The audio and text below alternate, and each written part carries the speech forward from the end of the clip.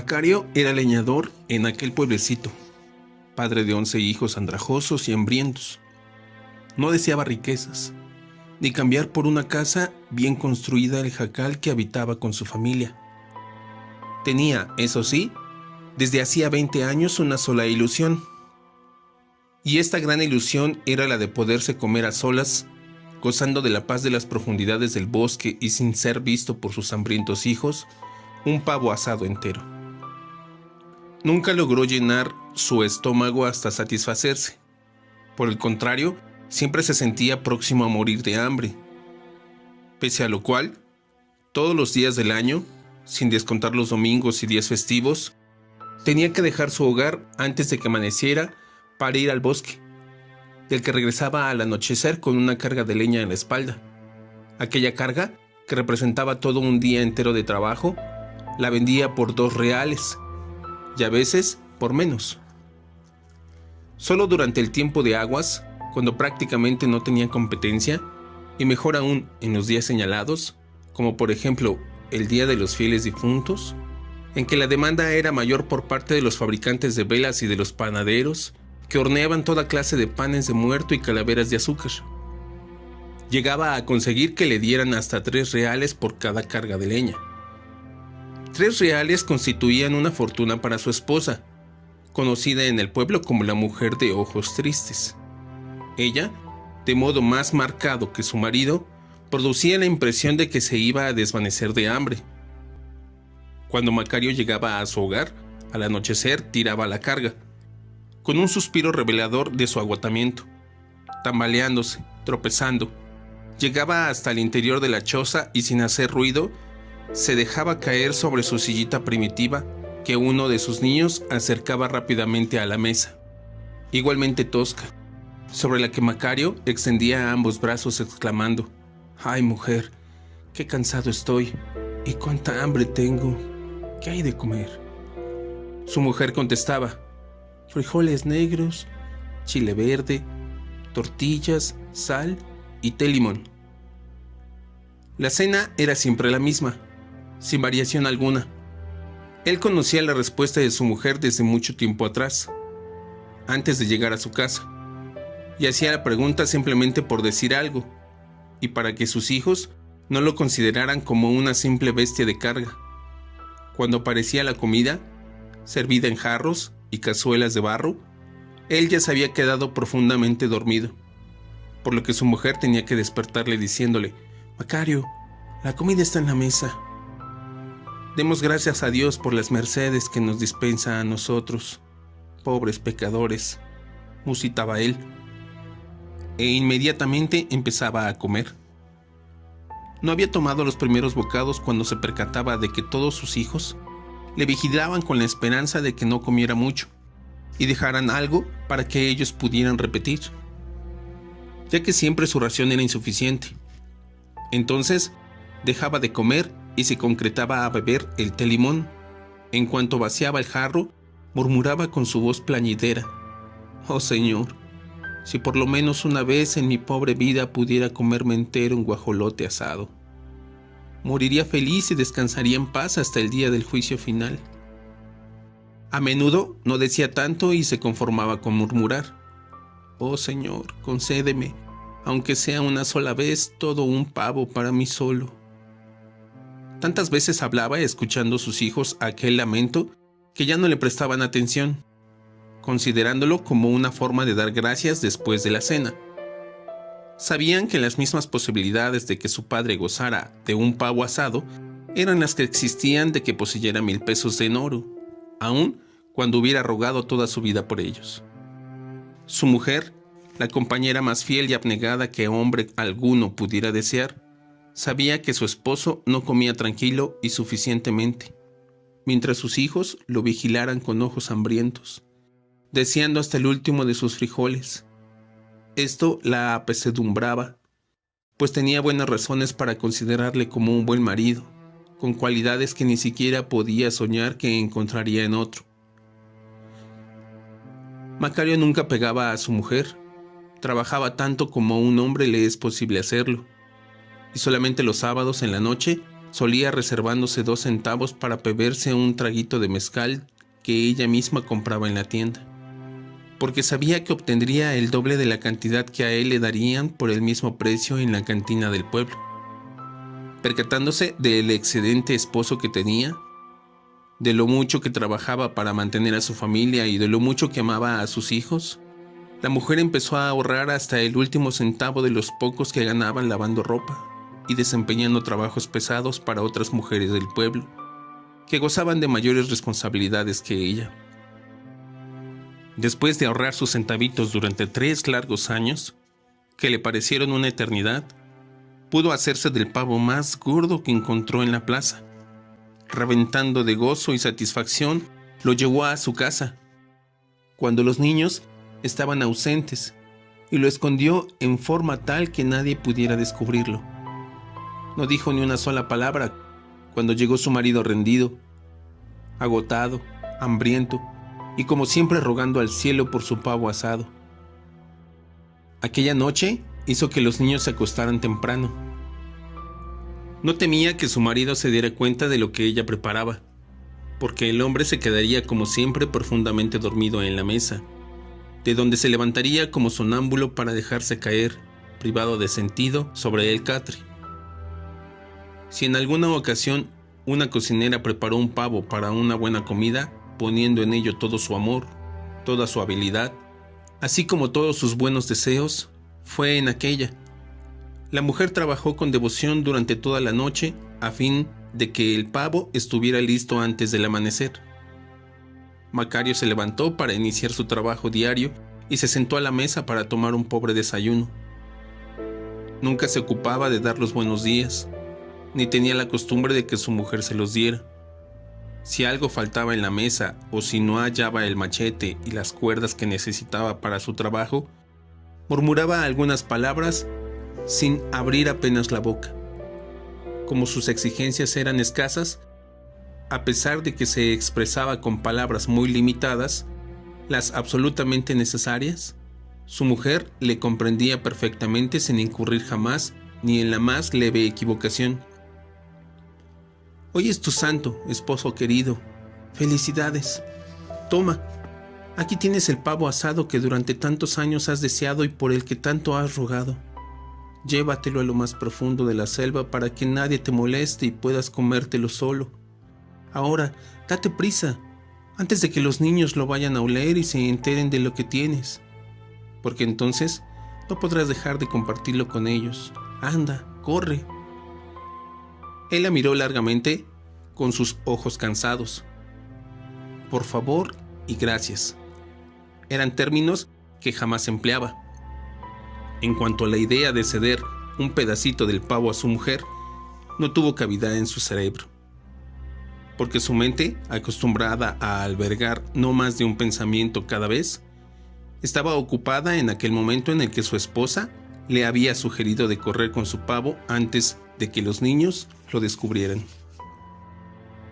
Habiendo empleado largo tiempo en encontrar un lugar suficientemente apartado en lo más profundo del bosque, se encontraba con un apetito feroz, dispuesto a gozar de su pavo. Se acomodó lo mejor que pudo sobre el suelo y con un suspiro de profunda satisfacción se recargó en la cavidad de un árbol grande. Sacó el pavo de la canasta, extendió las hojas de plátano ante él a manera de mantel y colocó el ave sobre ellas como un gesto de reverencia, como para ofrecerlo a los dioses. Pensaba acostarse después de comer y dormir hasta la noche, convirtiendo el día en verdadera fiesta. La primera vez en su vida desde que tenía memoria. Al mirar aquel pavo, tan bien preparado, y al aspirar el sabroso aroma del buen asado, ese aroma que no tiene paralelo entre los 25 millones conocidos por la raza humana, exclamó con admiración: debo decir que es una gran cocinera, solo que nunca tiene la oportunidad de demostrarlo. Fue aquella la más profunda expresión que su gratitud pudo encontrar. Su esposa habría reventado de orgullo y habría sido feliz más allá de todos los límites, si él hubiera dicho aquello en su presencia alguna vez en su vida. Pero eso no lo habría hecho él jamás, porque en presencia de ella las palabras se resistían al salir de sus labios. Se había lavado las manos en un arroyo cercano y todo estaba a punto para aquella solemne ocasión, en que se verían colmados los deseos de un hambre capaz de rogar durante largos años para que se le concediera tan gran merced. Asegurando la pechuga del pavo con la mano izquierda, tomó con la derecha una de las gruesas piernas del animal para separarla y empezarla a comer.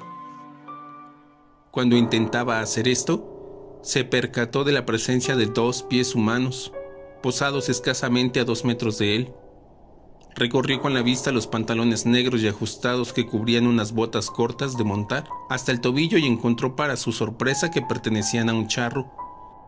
Este observaba la operación que practicaba al pavo. El charro se tocaba con un sombrero de enormes alas, ricamente bordado de oro, y vestía una hermosa chaquetilla de cuero, con hermosa botonadura del mismo metal y bordada de plata y sedas multicolores. El pantalón lucía botones de oro.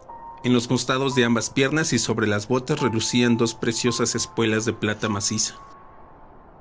Al más leve movimiento hecho por el charro, mientras se dirigía a Macario, las botonaduras chocaban y producían un alegre sonido.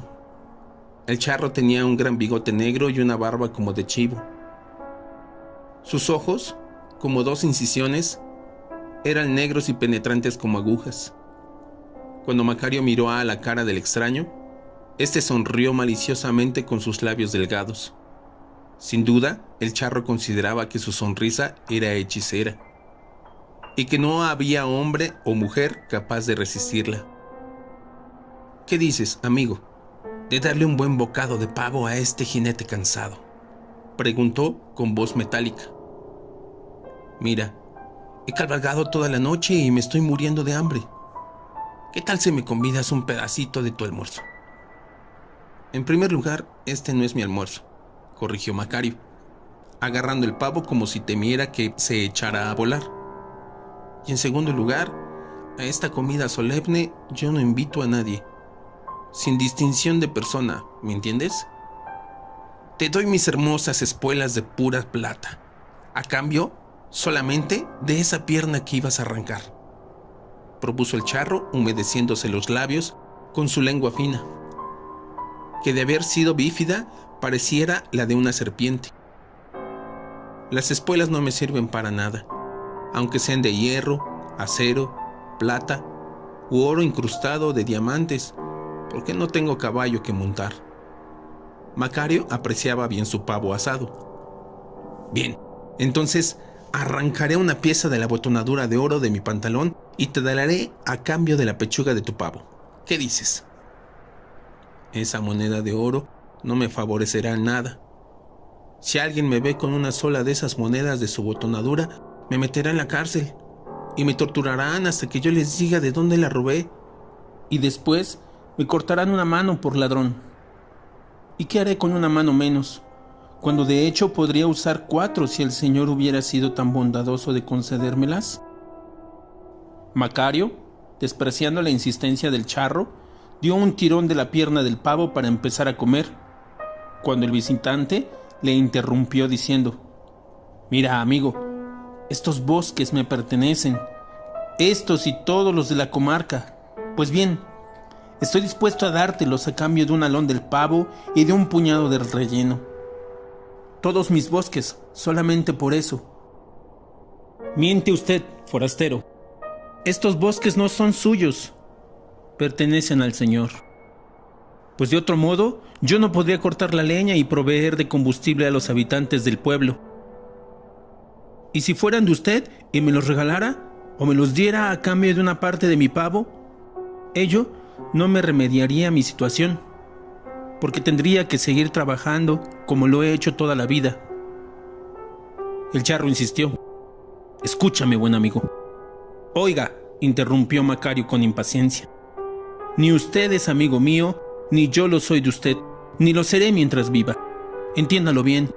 Y ahora vuelvas al infierno de donde vino y déjeme gozar en paz de esta comida solemne. El charro hizo una mueca horripilante. Juró soezmente y maldiciendo al mundo y a la raza humana y se fue. Macario le siguió con la vista hasta que hubo desaparecido, Moviendo la cabeza, murmuró: ¿Quién creyera que por estos bosques pueden andar tipos tan chistosos? En fin, hay que convencerse de que al crear este mundo, el Señor necesitó de toda clase de gentes. Suspiró y agarró la pechuga del pavo con la mano izquierda, como antes lo hiciera. Tomando con la derecha una de las piernas nuevamente, volvió a darse cuenta de la presencia de 2 pies frente a él, exactamente en el mismo sitio en el que unos solos segundos antes se había parado el charro. Los pies que ahora veía iban calzados con guaraches muy maltratados, que ponían de manifiesto las andanzas de su sueño. Aquellos pies correspondían sin duda a un hombre muy fatigado, porque parecían hundirse sobre sus arcos. Macario levantó la vista y se encontró con un rostro muy sincero y agradable, orlando de una barbilla rala. El caminante vestía de manta muy vieja, pero muy limpia. Su apariencia era la de cualquier campesino de la región. Los ojos de Macario quedaron prendidos a los del peregrino, como si los de éste tuvieran un poder mágico, y a través de ellos el leñador descubrió que en el corazón de aquel hombre pobre se hallaban reunidas todas las bondades del cielo y de la tierra.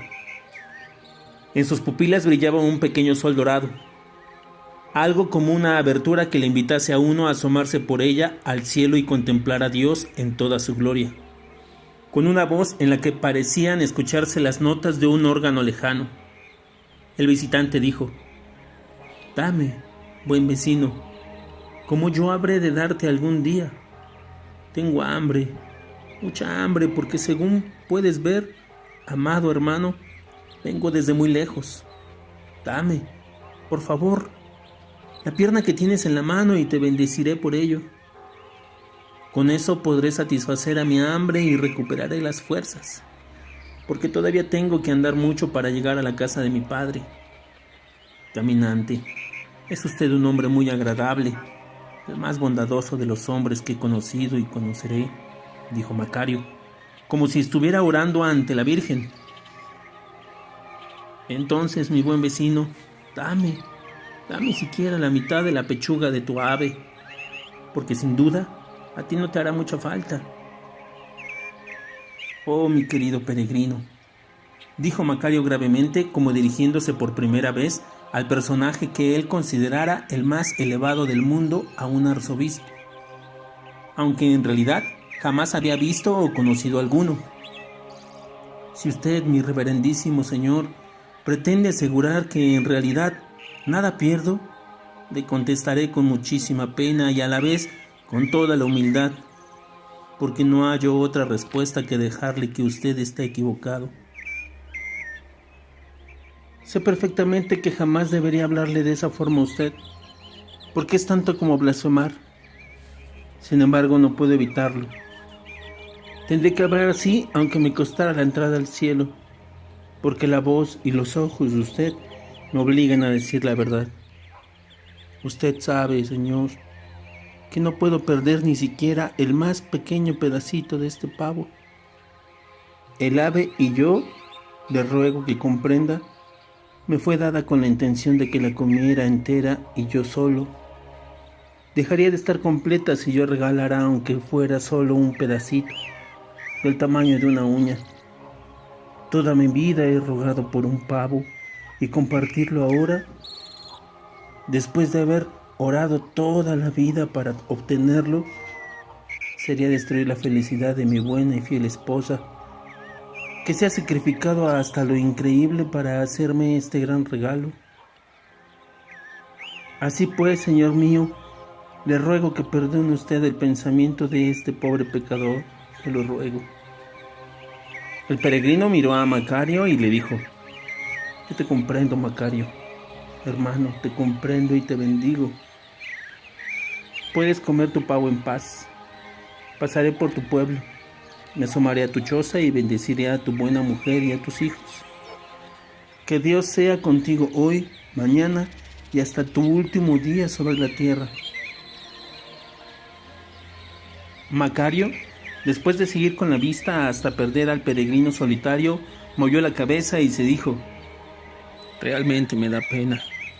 Estaba tan cansado y hambriento, pero yo nada podía hacer. Habría insultado a mi esposa. Además, yo no podía haber dado ni la pierna ni parte de la pechuga porque entonces habría dejado de tener el pavo entero.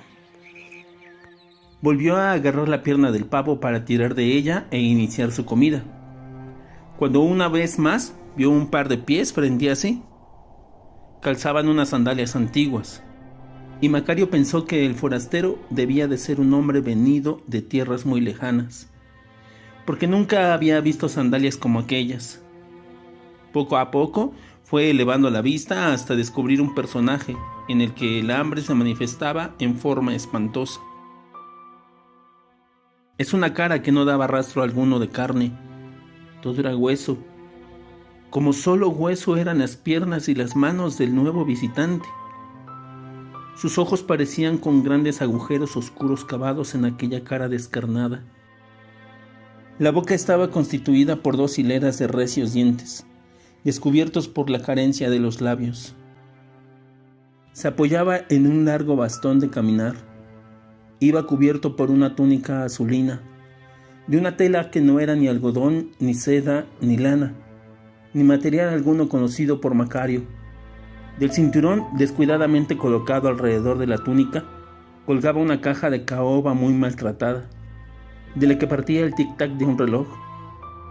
Fue aquella caja que este personaje traía en lugar del reloj de arena fina que Macario esperaba ver, lo que confundió sus ideas acerca de quién podía ser el nuevo importuno. Al comenzar a hablar, el forastero lo hizo con una voz semejante al sonido producido por el choque pesado de 2 trozos de madera. Ay, compadre, tengo hambre, muchísima hambre. No hay para qué hablar de ello, compadre, ya lo veo, dijo Macario sin mostrar el menor temor con la horrible apariencia del recién llegado. Ya que puedes verlo, no dudarás de que necesito algo en el estómago. ¿No quieres darme esa pierna del pavo que te disponías a cortar?, preguntó el extraño visitante. Macario, lanzando una exclamación desesperada y levantando los brazos con el gesto de un ser humano vencido después de la tenaz lucha, dijo: «Bien», y con una voz plañidera agregó: «¿Qué puede hacer un mortal contra el destino? Nada. Tiene que sucumbir finalmente. Ya lo presentía. No hay escape posible. Hubiera podido gozar de una gran ventura, pero el destino no lo quiso. Y así debe de ser. Nunca tendré un pavo entero para mí solo. Nunca, nunca. Así pues, ¿qué hacer? Bien, compadre, llénese la barriga. Yo bien sé lo que es tener hambre. Nunca he tenido otra cosa en mi vida. Siéntese frente a mí. Medio pavo es suyo. Gócelo». «Ay, compadre, qué delicia, qué agradable», exclamaba el visitante restregándose las manos y sentándose frente a Macario. Al hablar, movía sus hileras de dientes como si tratara de sonreír o de triturar algo. Macario no pudo explicarle lo que significaba aquella mueca de su huésped. Era difícil saber si pretendía con ello mostrar su agradecimiento o su alegría al verse salvado de un seguro desenlace fatal causado por inanición. «Partiré en 2 el ave», dijo Macario, al mismo tiempo que procedía rápidamente a hacerlo, pues temía la llegada de un tercer pedigüeño que redujera su porción a una tercera parte.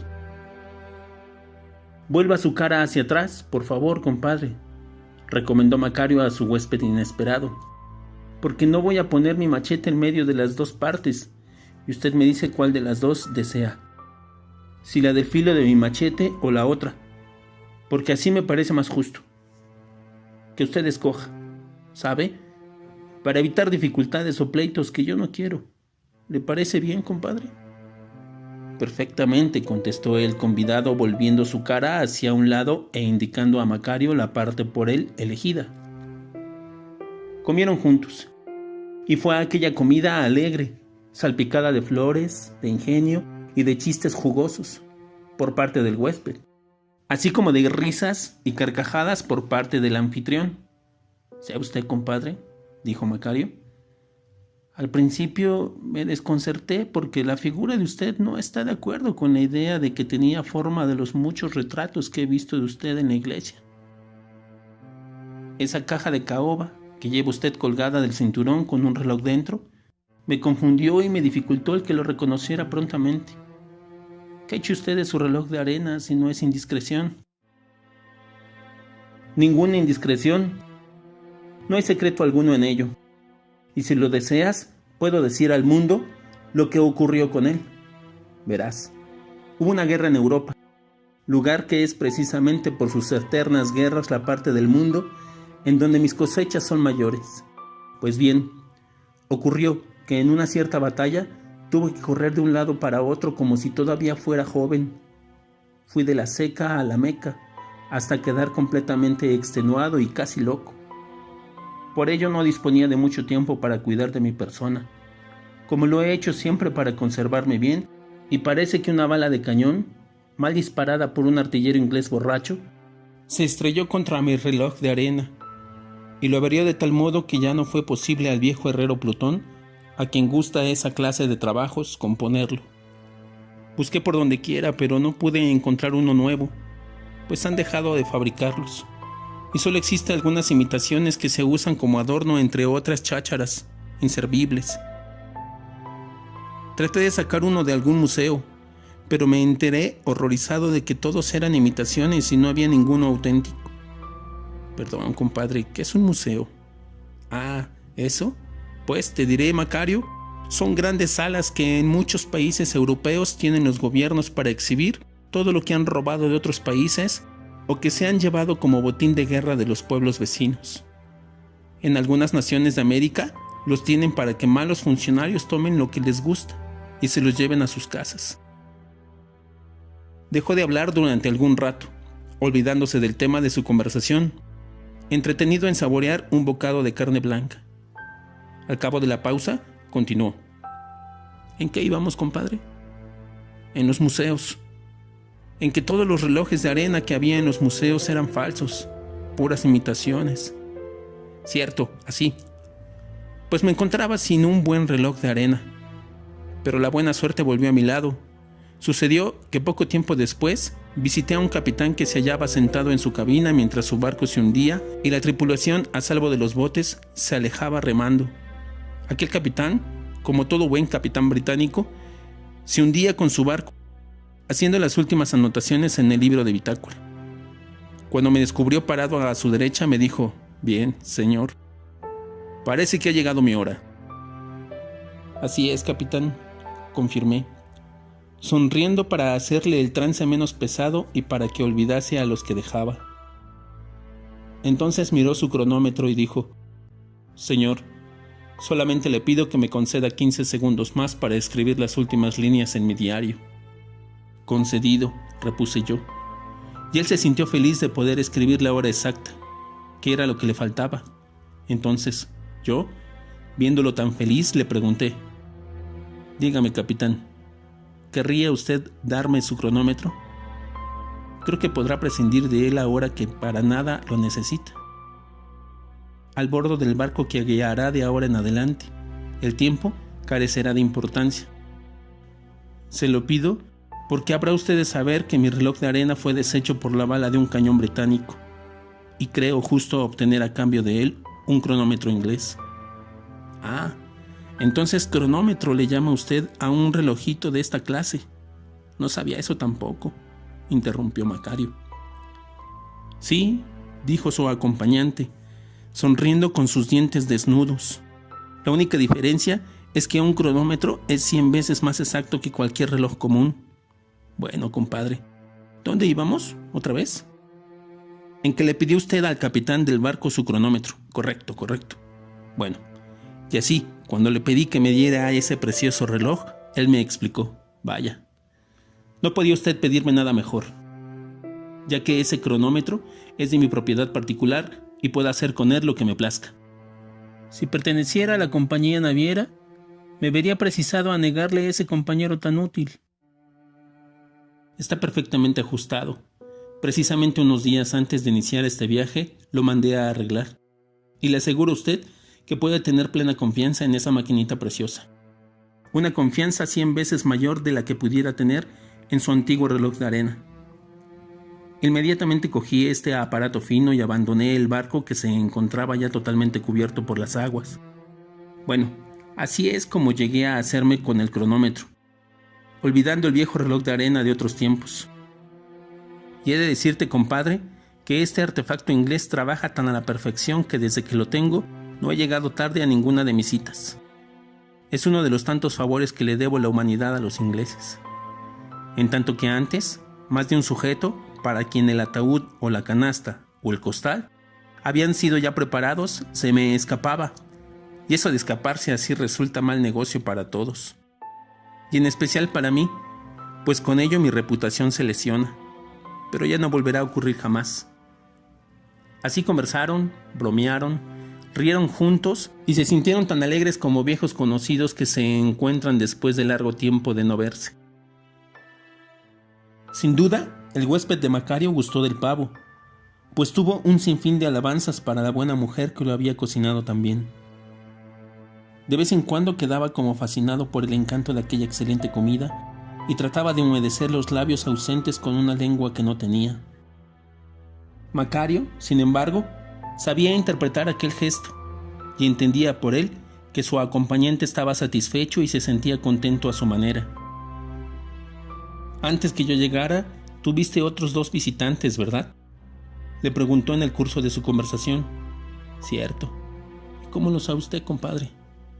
Yo tengo que saber todo lo que ocurre en el mundo, porque has de saber, Macario, que en cierta forma yo soy el jefe de la policía secreta Bueno, tú sabes a qué me refiero, porque el caso es que no me está permitido mencionar su nombre.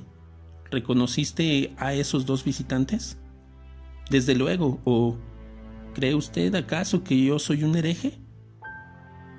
Su huésped continuó.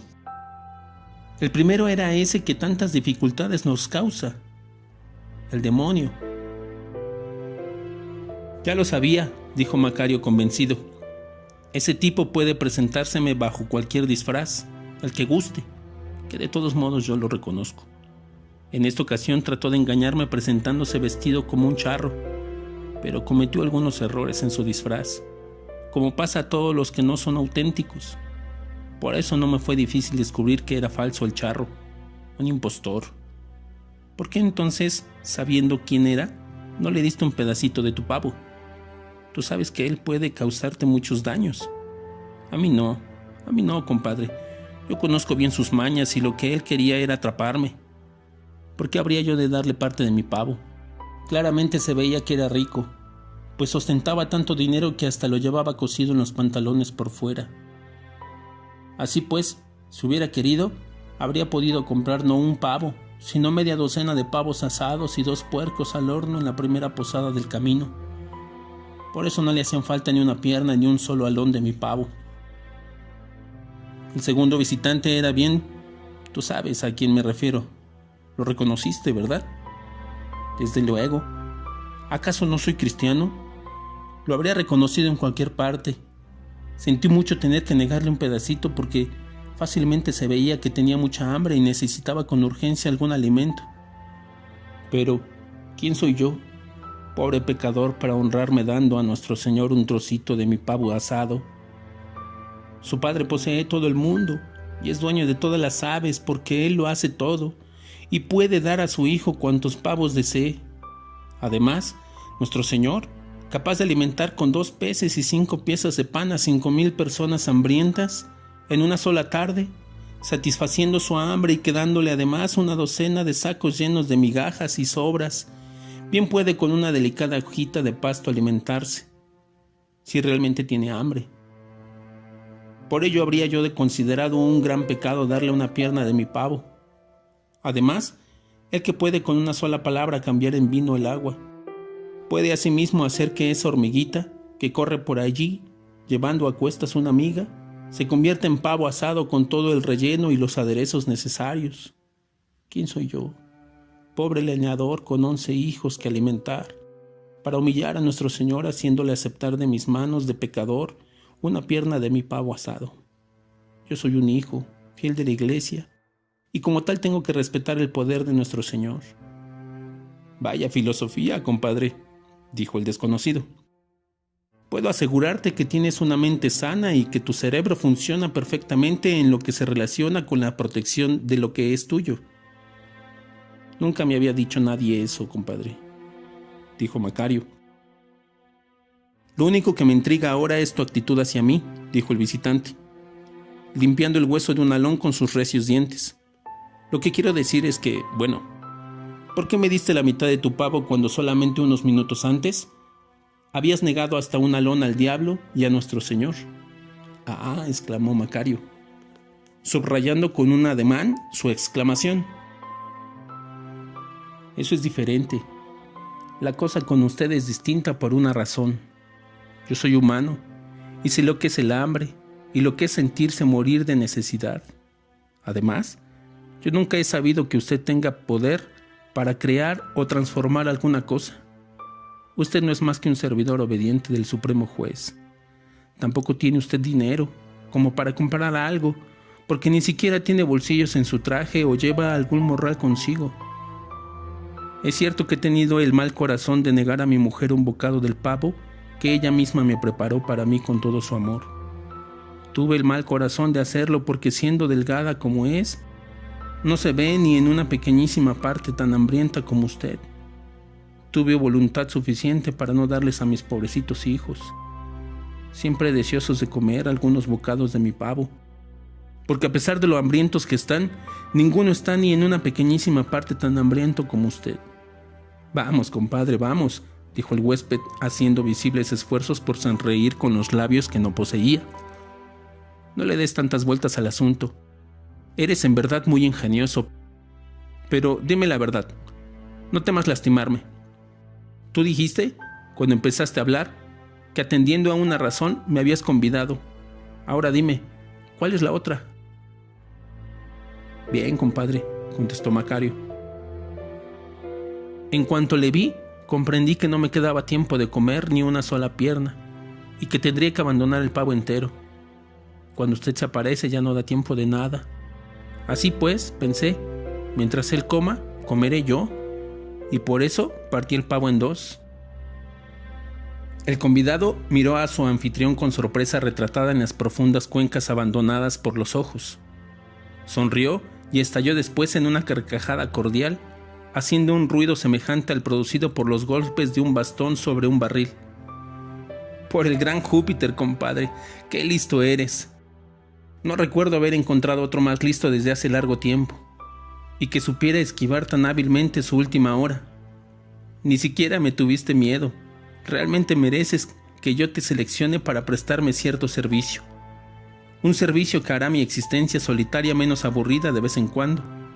Habrás de saber, compadre, que alguna vez que gusto de jugar bromas a los hombres. Bromas que me divierten, haciendo que mi trabajo sea menos monótono, ¿comprendes? Creo que sí. ¿Sabes lo que voy a hacer para compensarte justamente por la comida que me has ofrecido tan generosamente? ¿Cómo, compadre? Oh, por favor, no me haga su ayudante. No haga eso, por favor. Cualquier otra cosa que usted desee, está bien, pero que no sea ayudarlo. Yo no necesito ayudantes y nunca los tuve. No, se trata de algo bien distinto. Te convertiré en doctor, en un gran doctor capaz de eclipsar a todos esos médicos y cirujanos sabiondos que tan a menudo me hacen desagradables jugarretas con la idea de ridiculizarme. Es lo que voy a hacer, a convertirte en doctor, y te prometo que te compensaré tu pavo 1.000.000 de veces. Al terminar de hablar se levantó, caminó unos 20 metros, miró el suelo, seco y arenoso por aquella época del año, y dijo: compadre, trae acá tu guaje. Sí, esa botella que tienes y que parece hecha de una rara calabaza, pero antes tira el agua que hay en ella. Macario obedeció y se aproximó a donde el visitante lo esperaba. Este dio unos 7 golpes con el pie sobre la tierra y se mantuvo quieto durante algunos minutos, al cabo de los cuales brotó de la tierra seca y arenosa un chorro de agua cristalina. Dame tu guaje, ordenó el forastero. Se acercó al chorro de agua y llenó el recipiente de Macario. Operación para la que se necesitó algún tiempo, porque el gollete del guaje era muy estrecho. Cuando estuvo lleno, el visitante se arrodilló, golpeó la tierra con una mano e hizo desaparecer el agua. Después dijo: volvamos al sitio donde comimos, compadre. Una vez más se sentaron juntos en el suelo. El forastero tendió a Macario el guaje. Este líquido, Macario, hará de ti el médico más notable del siglo. Una sola gota bastará para curar cualquier enfermedad. Y si digo cualquier enfermedad, me refiero a aquellas consideradas como incurables, como fatales. Pero entiende y entiéndelo bien, compadre. Una vez que se haya agotado la última gota, no podrás obtener ni una más, por lo que el poder curativo que tienes habrá terminado para siempre. A Macario no le había impresionado lo más mínimo aquel gran regalo y vaciló antes de tomarlo. No sé si debo aceptar esto de usted, porque habrá de saber, compadre, que yo he sido feliz a mi modo. Cierto que he sufrido de hambre toda mi vida, que siempre me he sentido cansado y que he tenido que luchar constantemente para mantener a mis hijos. Pero eso ocurre a todas las gentes de mi clase. Aceptamos esta vida, porque fue la que nos dieron y nos sentimos felices a nuestra manera. Porque siempre estamos procurando hacer algo bueno de una cosa malísima, y en la que aparentemente no cabe esperanza alguna. El pavo que acabamos de comer era la ambición más grande de mi vida. Nunca mis deseos fueron más allá de un pavo asado con todos sus aderezos para comerlo yo solo, en paz, sin tener alrededor los ojos hambrientos de mis muchachos, contando hasta el último bocado que me echara al estómago. Pero ahora no pudiste disfrutar de tu pavo completo.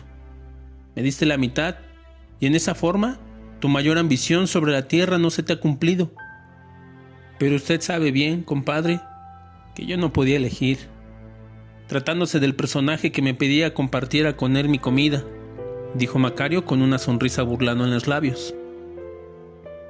Su huésped le devolvió la sonrisa, o por lo menos trató de hacerlo, admitiendo: tal vez tengas razón, hombre, y tal vez no la tengas, pero ahora no te hablaré del camino que debiste haber tomado, porque tanto como uno como para otro podrían haber resultado iguales. Pero es el hecho de que me hayas invitado a compartir tu pavo, después de negar un pedacito de él tanto al diablo como a nuestro Señor, lo que me hace juzgarte como a un hombre listo, merecedor de la buena oportunidad que nunca tuviste. Después de meditarlo por un minuto, Macario dijo: si ello le complace y cree además que debe compensarme por la comida, llevaré conmigo el agua. En cualquier forma, servirá algún día si mi mujer o alguno de los niños se enferma y no encuentro manera de aliviarlos. Perfectamente pensado y bien dicho. Solamente que no debes olvidar que, como todas las cosas en la vida, una vez que comiences, tendrás que seguir adelante. No habrá manera de retroceder, pues cuando cures al primer enfermo, llegarán otros que querrán ser curados también. Debes usar una sola gota, cada vez. Te verás acosado por los que sufren y no podrás negarte. Conozco el mundo. Es el mismo desde que me encomendaron el trabajo que desempeño. Nada ha cambiado y nunca cambiará respecto a la actitud de los mortales. Cuida bien el don que te doy, Macario. Escucha atentamente todas las advertencias. Su acompañante continuó hablando. Algo más, compadre. Recuerda que esta medicina es la compensación por el medio pavo que me diste. Pronto desearás un pavo entero tan ardientemente como lo has deseado durante los últimos 20 años. Porque tu deseo aún no ha quedado satisfecho. Y si deseas comprar otro sin esperar varios años más, tendrás que curar a alguien para conseguir el dinero necesario para comprarlo. Nunca había pensado en ello, admitió Macario. Pero necesito tener un pavo entero para mí solo, pase lo que pase. O moriré como el más desgraciado de los hombres. Desde luego, Pero después desearás también otras cosas. Todos los mortales desean probar y hacer muchas cosas antes de marcharse de este mundo. Ahora otra cosa, compadre. Escúchame bien. A donde quiera que te llamen para que atiendas a un paciente, allí estaré yo también. Nadie más que tú podrá verme. Cuando me veas parado a los pies de la cama de tu paciente, concrétate a poner una gota de la medicina dentro de un vaso de agua, hasta que tu enfermo la beba y antes de que pasen los 2 días se habrá recuperado completamente. Pero si me ves parado a la cabecera del enfermo, no te tomes el trabajo de usar la medicina, pues mi presencia en ese sitio será señal de que el enfermo debe morir, sin que me importen los esfuerzos que tú o muchos médicos hábiles hagan por arrebatármelo. En ese caso, no emplees la medicina que te he dado, porque no harías más que desperdiciarla.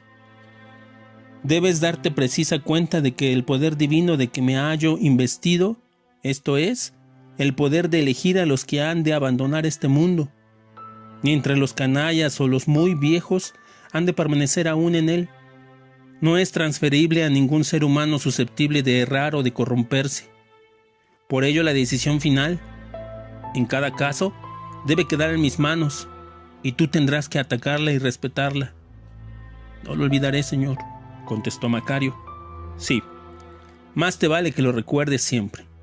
Y ahora tengo que decirte adiós. La comida estuvo excelente, exquisita. Diría yo, si comprendieras el significado de esta palabra, he de admitir que he pasado un magnífico rato en tu compañía. El medio pavo que me has brindado restaurará mis fuerzas para otros 100 años. Ojalá que cuando vuelva a tener la urgencia que tenía ahora, vuelva a encontrar un anfitrión tan generoso como tú. Muchas gracias, compadre. Adiós. Aquella tarde regresó a su casa sin leña. Su mujer no tenía ni un centavito para los alimentos del día siguiente, los que se obtenían siempre con el producto de la venta de la leña llevada la tarde anterior. Pero no le reprochó la pereza. En aquellos momentos estaba invadida por una sensación encantadora. Por la tarde, cuando lavaban los andrajos de los niños, un extraño rayo dorado, que al parecer no partía el sol, había penetrado todo su cuerpo, y al mismo tiempo había oído dentro de su corazón las dulces notas de una canción venida de muy lejos. A partir de aquel momento, sintió como si caminara suspendida en el espacio y no podía recordar haber gozado jamás de la serenidad de espíritu que la invadía en ese momento. No comunicó nada de cuanto le ocurría a su marido. Lo guardó para sí como una propiedad sagrada. Cuando sirvió la cena, su rostro se hallaba iluminado, aún por aquel rayo dorado. Hasta su marido se percató de ello cuando la miró casualmente. Pero no hizo comentario alguno porque estaba demasiado ocupado pensando en sus experiencias de aquel día. Antes de acostarse aquella noche, más tarde que de costumbre, ya que había dormido bien durante el día allá en el bosque, su esposa le preguntó tímidamente: ¿Cómo estuvo el pavo, querido esposo? ¿Por qué me preguntas eso? ¿Qué quieres decir? Estaba perfectamente hasta donde a mí me es posible juzgar, dada la poca experiencia que tengo de comer pavo. No dijo una sola palabra acerca de sus visitantes. Al día siguiente la familia sufría de hambre. El desayuno, incluyendo el de Macario, fue como de costumbre, en extremo frugal. Aquella mañana, la esposa tuvo la necesidad de reducirlo más aún con el propósito de que alcanzase para las 2 comidas más. Macario acabó enseguida con el bocado de frijoles negros que le sirvieron. No se quejó porque comprendió que toda la culpa era suya.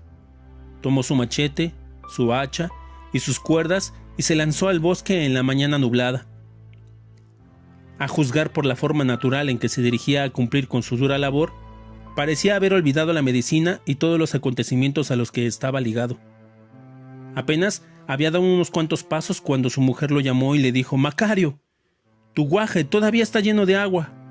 ¿Quieres que la tire y la ponga otra nueva?», preguntó mientras jugaba con el tapón. «Sí, está lleno todavía», admitió él sin temer ni por un instante que su esposa obraba con precipitación tirando el precioso líquido.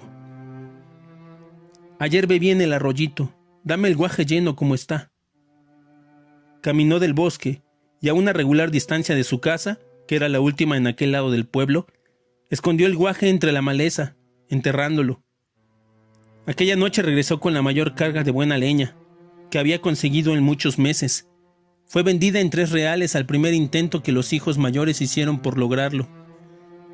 La familia se sintió poseedora de 1 millón. Al día siguiente, Macario volvió a su trabajo como de costumbre. La noche anterior, Macario había dicho como al caso a su mujer que un tronco muy pesado, cayendo sobre su guaje, se lo había roto. Aquellos guajes no le costaban nada, porque los hijos mayores los encontraban entre la maleza, donde crecían silvestres. Regresó nuevamente con otra buena carga de leña, pero la familia no pudo gozar del bien que representaba porque una calamidad había caído sobre ella. La esposa, con la cara hinchada y los ojos irritados de tanto llorar, salió a su encuentro. «Reginito se nos muere, mi pobrecito niño morirá, se está acabando». Lamentándose, bañada en lágrimas, él la miró estúpidamente, como lo hacía siempre que algo anormal ocurría en casa.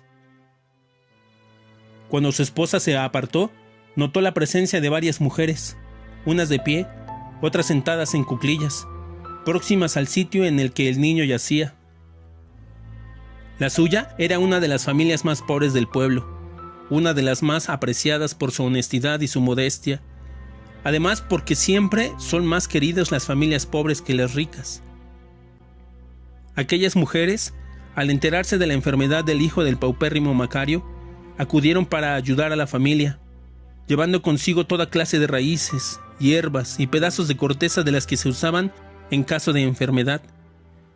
En aquel pueblo no había ni médicos ni medicinas.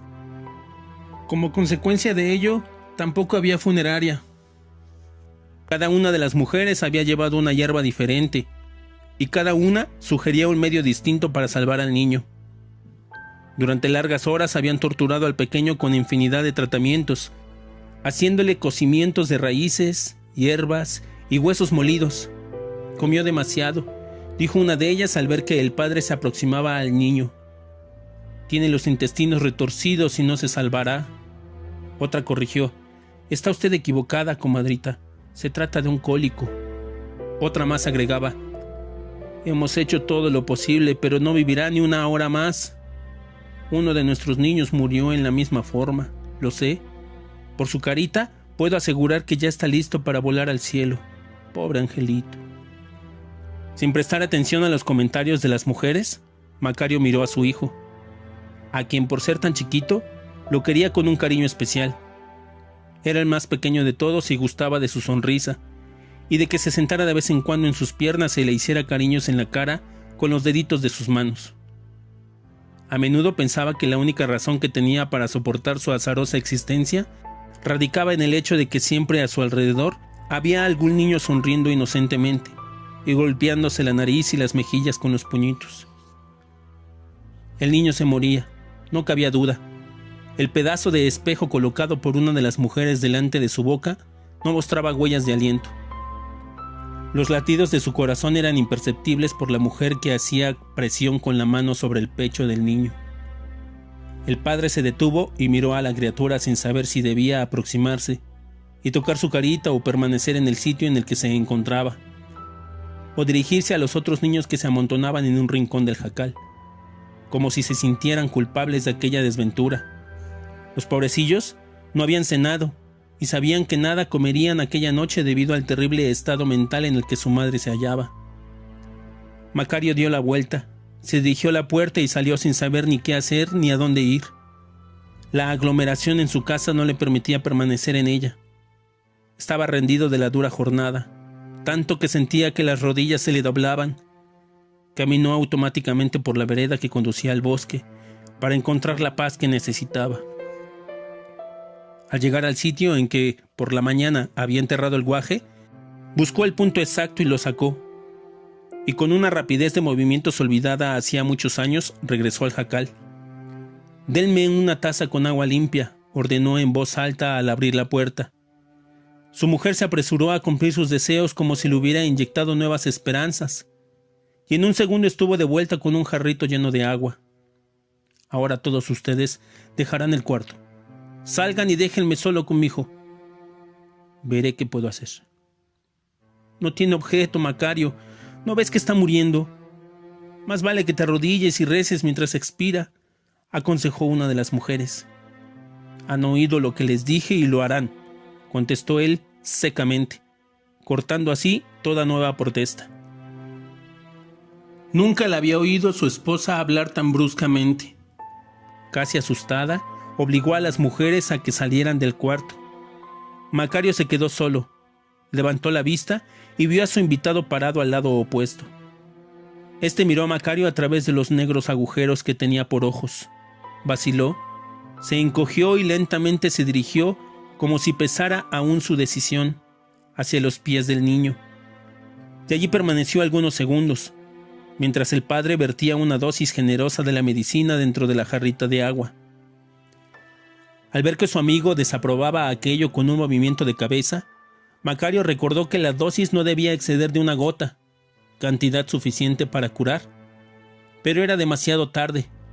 El líquido no podía restituirse en la botella porque se había mezclado con agua fresca.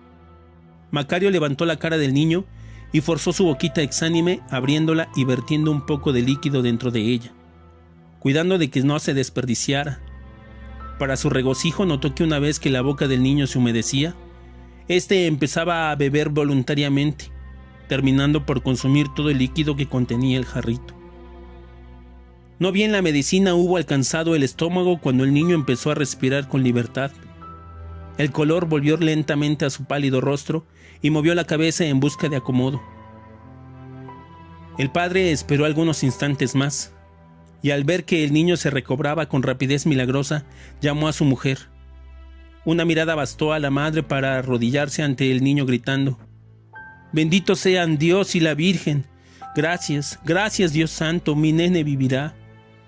Al escuchar la explosión, todas las mujeres que habían estado esperando afuera se precipitaron al interior. Y viendo lo que había ocurrido durante la permanencia del padre con el hijo, se santiguaron y miraron a Macario como si fuera un extraño al que vieran por primera vez. 1 hora más tarde, todo el pueblo se hallaba reunido en la casa de Macario para ver con sus propios ojos si era cierto lo que las mujeres habían publicado con gran rapidez.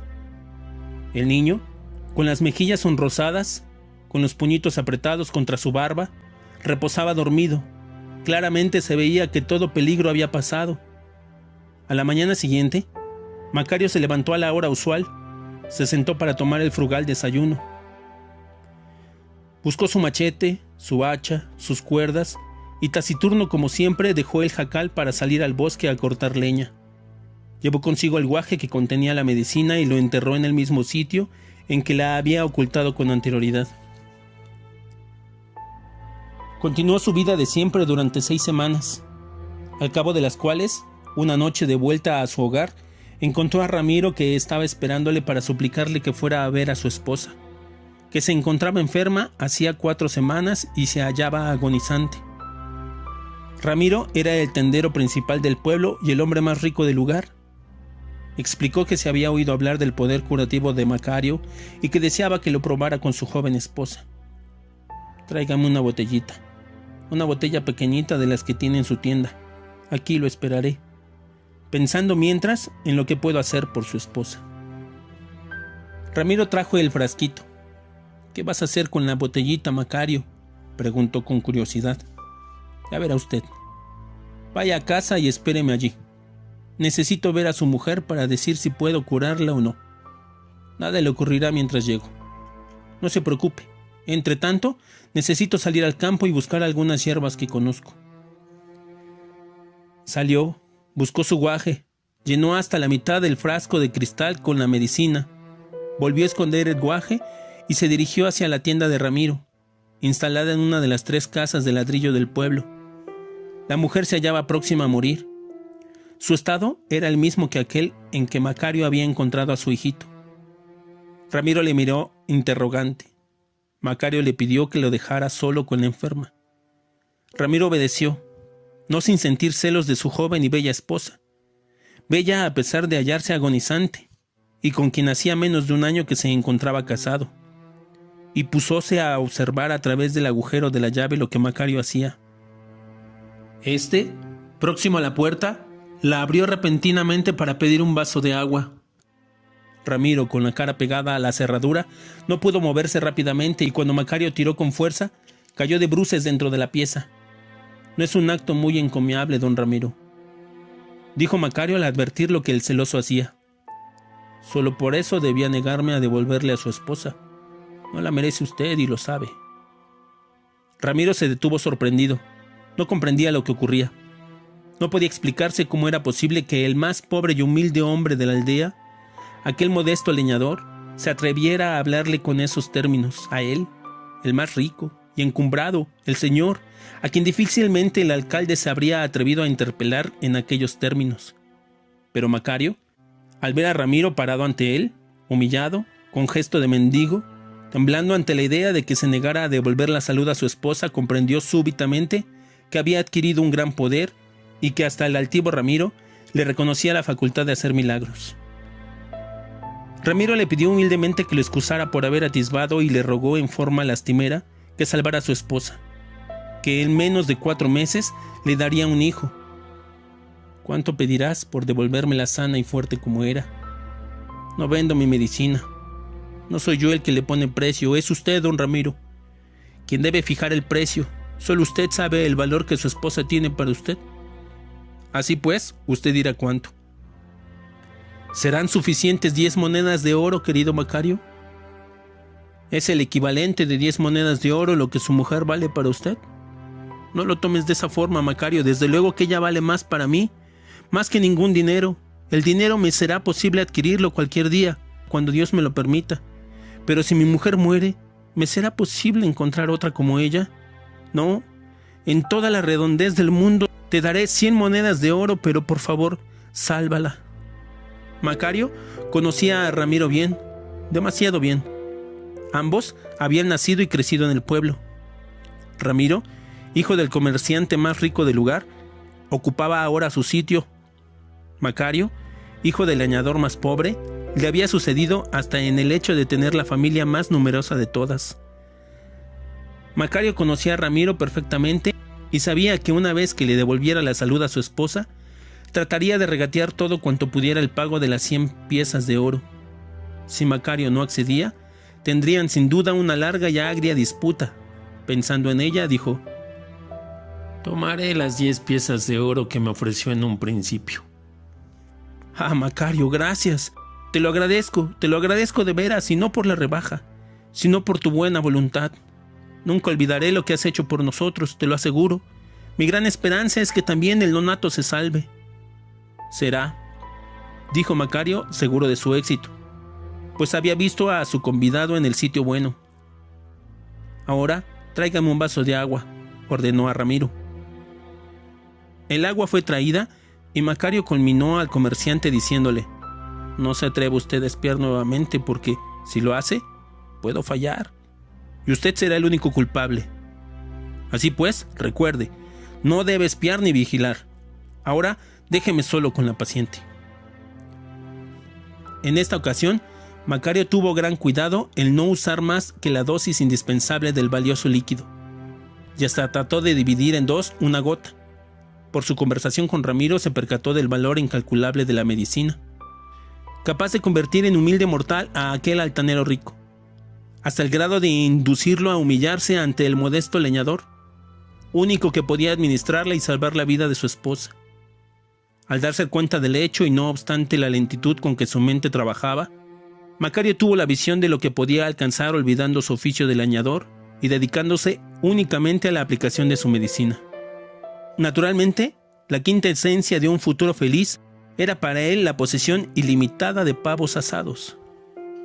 Al tratar de dividir la gota en 2, Macario se volvió a su compañero en busca de consejo. Este hizo un signo aprobatorio con la cabeza. 2 días después, la esposa de Ramiro se había recobrado totalmente, tanto que ella misma comunicó a su esposo que estaba segura de que el niño no había sufrido lo más mínimo a causa de su enfermedad. Ramiro entregó a Macario con gran regocijo las 10 monedas, no solo sin regatear un ápice, sino agregando 1000 gracias. Invitó a toda la familia a su tienda, en donde todos, esposo, esposa e hijos, tomaron tanto de lo que deseaban como pudieron transportar en sus brazos. Además, ofreció una espléndida cena a la que fueron invitados de honor. Después, Macario pudo construir una buena casa y obtener algunas parcelas, pues Ramiro le facilitó 100 piezas de oro con un bajísimo interés. Bueno, existía otro interés bien alto. Ramiro le hacía el préstamo no solo por gratitud, era demasiado buen negociante para soltar su dinero sin la perspectiva de buenas ganancias. Se daba cuenta de que Macario tenía un gran porvenir y que retenerlo con todos los medios en el pueblo, obligando así a la gente a que viniera a consultarle en vez de dejar que él fuera a la ciudad, representaría una gran inversión. Confiado en el próximo auge de la ciudad, Ramiro agregó a los muchos giros de su negocio los de hospedaje y bancarios. Comerció con la habilidad de Macario y ganó más allá de lo que había imaginado. Fue él quien hizo toda la propaganda necesaria para concentrar la atención de las gentes en las cualidades de Macario.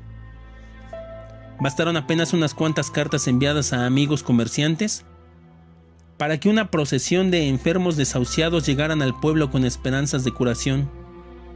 Pronto fue fácil para Macario el construirse una verdadera residencia rodeada de parques y jardines. Sus hijos tuvieron maestros de latín y de varias ciencias, y fueron después enviados a las universidades de París y Salamanca. Las cosas ocurrían tal y como su huésped de un día le había prometido. Aquel medio pavo le era recompensado más allá de lo concebible. No obstante, su fama y riquezas, Macario se conservó honesto e incorruptible. Cualquiera que acudía en demanda de curación era interrogado acerca del valor que le daba a su salud, siguiendo la forma que desde un principio había adoptado. Era el paciente o sus parientes quienes debían de fijar el precio de la curación. Si un pobre hombre o una pobre mujer no podían ofrecerle sino unos cuantos centavos, o un puerquito, o un gallo, gozaban exactamente de la misma atención que los ricos, a quienes en ocasiones había llegado a cobrar hasta 20,000 doblones de oro. Curó a hombres y mujeres de la más elevada alcurnia, que habían cruzado el océano procedentes de España, Italia, Francia y Portugal, y algunos otros países con el único fin de ser curados por él. Y así, como conservaba su honestidad en cuanto al precio, la conservaba en lo relativo a sus posibilidades de impartir salud. Si alguien lo consultaba y él tenía la certeza de no poder hacer nada, atendiendo a la actitud de su huésped, no cobraba en absoluto por la consulta. Todas las personas, sin excepción, aceptaban su veredicto final sin discusión. No intentaban en absoluto arguir con él una vez que declaraba su impotencia para ayudarlos. Más o menos, salvaba a la mitad de las gentes que lo consultaban. La otra parte era reclamada por su socio. Ocurría muchas veces que durante semanas enteras no le era dado curar a un solo paciente, porque su socio decidía lo contrario. Al principio de su práctica, había logrado dividir cada gota en 2, más tarde en 4, y después en partículas pequeñísimas, valiéndose de un sinfín de mañas, pero a pesar de estas, y de cuantos esfuerzos hacía por reducir sus dosis cada vez más, la medicina disminuía en forma alarmante. En el primer mes de su ejercicio, había vaciado el contenido del guaje en botellas de cristal oscuro perfectamente selladas, para evitar que el líquido escapara evaporándose a través de los poros del guaje. La última botella había sido abierta meses atrás, y cierto día Macario se percató, horrorizado, de que en aquella quedaban a lo sumo 2 gotas. Consecuentemente decidió hacer saber que se retiraría, y que no curaría a nadie más. Había envejecido y pensó que ya tenía derecho a pasar tranquilamente los últimos años de su vida. Además, deseaba reservar las 2 últimas gotas de medicinas para su familia, especialmente para su amada esposa, a quien ya había tenido que curar 2 veces en los últimos 5 años. Ocasiones en que la posibilidad de perderla le había llevado a considerar lo insoportable que para él sería esa pérdida. Justamente por aquellos días ocurrió que el hijo, de 8 años, del virrey Don Juan, marqués de Casafuente, el más alto personaje de la Nueva España, enfermó. Fueron llamados los médicos más famosos, pero ninguno pudo hacer nada por el niñito. Todos aceptaron que el mal era desconocido para la ciencia médica. El virrey había oído nombrar a Macario, pero debido a su dignidad, educación y elevada posición política y social, lo consideraba como merólico. Más aún, cuando era ese el nombre que le daban los médicos acreditados con un título universitario. La madre del niño, sin embargo, menos dada a la dignidad cuando de la vida de su hijo se trataba, molestó tanto al virrey con su insistencia que éste, finalmente, optó por llamar a Macario. Macario no gustaba de viajar, raramente dejaba su pueblo, y cuando lo hacía era para dirigirse no muy lejos. Pero una orden dada por el virrey en persona debía atenderse, o pagar con la vida la desobediencia. Así pues, tuvo que ir. En presencia del virrey, se le dijo lo que de él se esperaba. Aquel, no dando crédito a los milagros que se decía haber sido realizados por Macario, se dirigió a él en los términos que habría empleado para hablar a cualquier leñador nativo. No he sido yo quien te ha llamado y quiero que esto quede perfectamente aclarado.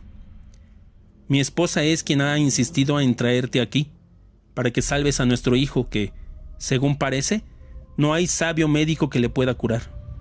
Quiero que comprendas claramente ahora que, en el caso de que en realidad cures a nuestro hijo, te daré la 4ª parte de mi fortuna, y tendrás además derecho a pedir cualquier cosa que te guste en palacio. No importa cuál sea, ni qué valor tenga. Aparte de todo eso, yo mismo te expediré una licencia que te acredite para ejercer la medicina en cualquier parte de la Nueva España, con los mismos derechos y privilegios de que puede gozar cualquier médico titulado. Aquello se agregará a una carta con mi sello, por medio del cual te convertirás en persona con fuero, a la que no habrá policía ni soldado que pueda arrestar, ni acción penal injustificada que le pueda alcanzar. Creo que la recompensa por tus servicios será regia. Macario hizo un signo de asentamiento. Sin decir palabra, el virrey continuó. Las promesas que te hago son apegadas a las sugestiones hechas por su Alteza, la marquesa, mi esposa, y cuando yo prometo algo, lo cumplo. Pero ahora debes escuchar mi opinión. Si fracasas en salvar a mi hijo, te entregaré al alto tribunal de la Inquisición, bajo el cargo de hechicería y de pacto con el diablo, por lo que serás quemado vivo públicamente en la Alameda. El virrey se detuvo para espiar la impresión que su amenaza causaba a Macario. Este palideció, pero nada dijo. ¿Has comprendido bien lo que te he dicho?, preguntó el virrey. He comprendido, Alteza, dijo Macario brevemente con un ligero temblor, y haciendo una torpe reverencia. Ahora yo, personalmente, te llevaré junto a nuestro niño enfermo. Sígueme. Entraron al cuarto del niño, al que 2 hermanas de la caridad vigilaban impotentes, tratando solo de que estuviera cómodo. La madre no estaba presente, se hallaba, por orden del médico de cabecera, confinada en sus habitaciones. El niño descansaba sobre una camita de madera fina, pero sin grandes adornos. Macario se aproximó al enfermito y miró alrededor buscando ansiosamente a su viejo convidado. Se palpó la bolsa del pantalón para asegurarse de que llevaba el frasquito de cristal, el que contenía las últimas gotas de la medicina que aquel lejano día le había dado su extraño huésped. Después dijo al virrey: ¿Sería usted tan amable, Alteza, de dejar la pieza por 1 hora, ordenando a todos que la abandonen a fin de que pueda yo quedar solo con el paciente? El marqués titubeó, temeroso de que aquel campesino, un indio ignorante, hiciera algún daño al niño cuando se quedara a solas con él. Al percatarse Macario de la expresión de desasosiego del virrey, recordó la primera curación que había hecho a un extraño, a la mujer de Ramiro, el comerciante de su pueblo. Ramiro había vacilado, al igual que el virrey, en abandonar la pieza, cuando él se lo había pedido a fin de quedar a solas con la enferma. Aquellos 2 casos eran los únicos durante su larga práctica en los que viera la duda pintada en el semblante de los familiares. Macario se dio a cavilar si tendría alguna significación en su destino que aquel momento, cuando solo le quedaban 2 gotas de la medicina, otra persona que solicitara el gran servicio expresara duda en su semblante y no confiara en él, que era la única persona que podía prestárselo. Por fin, se encontró a solas con el niño y de pronto vio aparecer a su antiguo convidado, parado a la cabecera del enfermo. No habían vuelto a hablar entre sí una sola vez desde aquella en que compartieron el pavo. Siempre, cuando se encontraban en la pieza de un enfermo, se concretaban a cambiar unas cuantas miradas. Macario nunca le había pedido favores especiales. Nunca le había reclamado a alguno de los enfermos que aquel decidía llevarse. Hasta había dejado que tomara a 2 de sus nietecitos, sin la menor protesta. Pero en esa ocasión, todo era diferente. Si fracasaba, sería quemado vivo en la plaza pública, acusado de hechicería y de tener pacto con el diablo. Sus hijos, que gozaban todos de elevada posición, caerían en desgracia por la condena que la Santa Inquisición le impondría y que era la más infame muerte que podría sufrir un cristiano. Todas las propiedades que poseía y pensaba que heredasen sus hijos y nietos le serían confiscadas como bienes mal habidos para pasar a manos de la iglesia.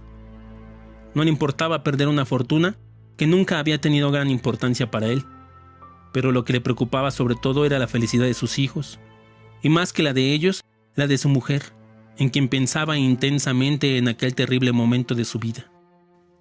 Ella se volvería loca de pena cuando supiera lo que le había ocurrido a él en aquella gran ciudad, tan lejana de su hogar, al sentirse incapaz de ayudarlo, o por lo menos de confortarlo durante las pocas horas que le quedaban en la tierra.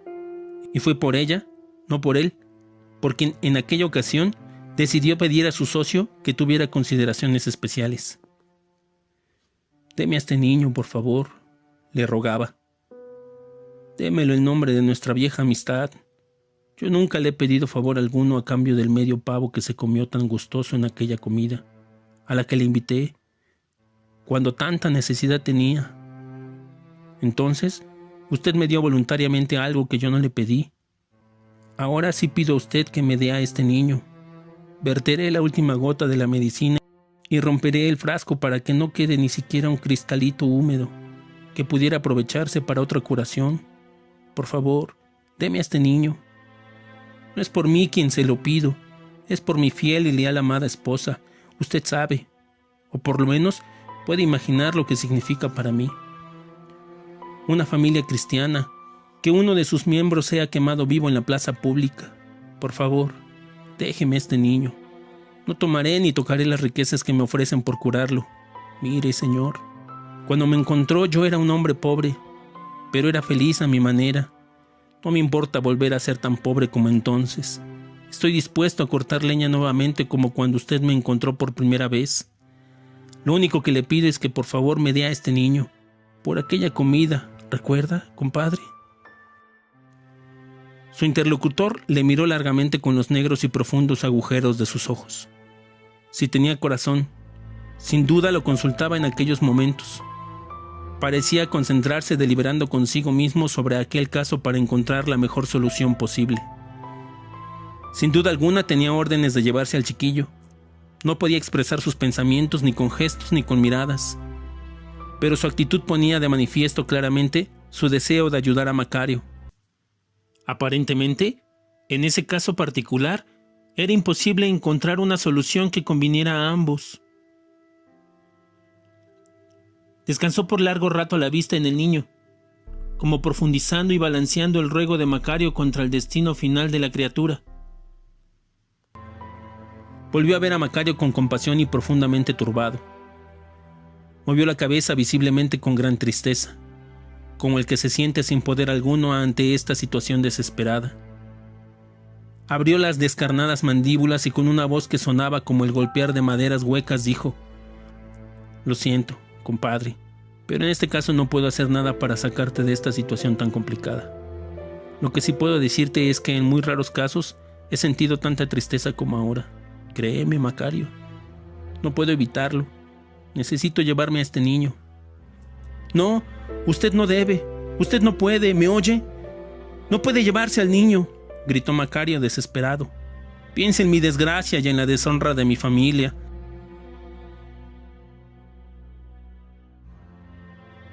No puede usted llevárselo. Yo se lo impediré». Su compañero nuevamente movió la cabeza sin decir palabra.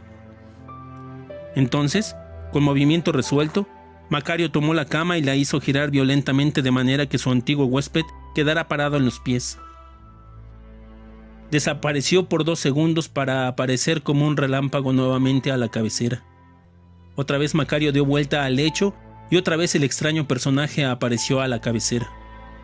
Loco de desesperación, Macario daba vueltas y más vueltas a la cama como si fuera una rueda. Pero en cuanto se detenía para tomar aliento, miraba a su convidado parado en la cabecera. Entonces recomenzaba su loco juego, con el que creía poder engañar al que insistía en llevarse al niño. Era demasiado para aquel hombre viejo el esfuerzo de dar vueltas a la cama sin ganar más de 2 segundos a la eternidad. Si solo pudiera, pensaba, alargar 2 segundos hasta convertirlos en 2 horas más y dejar al virrey con la impresión de que el niño estaba curado, podía tal vez escapar al horrible castigo con el que se le había amenazado. Tan cansado estaba ya que no le era posible mover la cama ni una vez más. Instintivamente se llevó la mano al bolsillo en que guardaba el botecito de cristal que contenía las 2 últimas gotas de la preciosa medicina, encontrándose con que en su juego furioso con la cama se le había roto.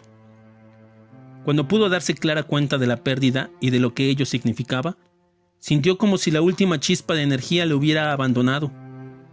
Miró vagamente alrededor como quien sale de un largo trance, para darse cuenta de que el destino pesaba sobre él y era inútil seguir luchando. Así pues, dejando vagar la vista por la estancia, llegó hasta el lecho donde yacía el niño y vio que éste había muerto. Cayó por tierra, exhausto. Allí tendido, Macario escuchó una voz muy suave y dulce que se dirigía a él para decirle: «Una vez más, compadre, quiero agradecerte el medio pavo que tan generosamente me diste y que restableció mis perdidas fuerzas para otros 100 años de tediosa labor. Realmente el pavo estaba exquisito, si entiendes lo que significa esa palabra.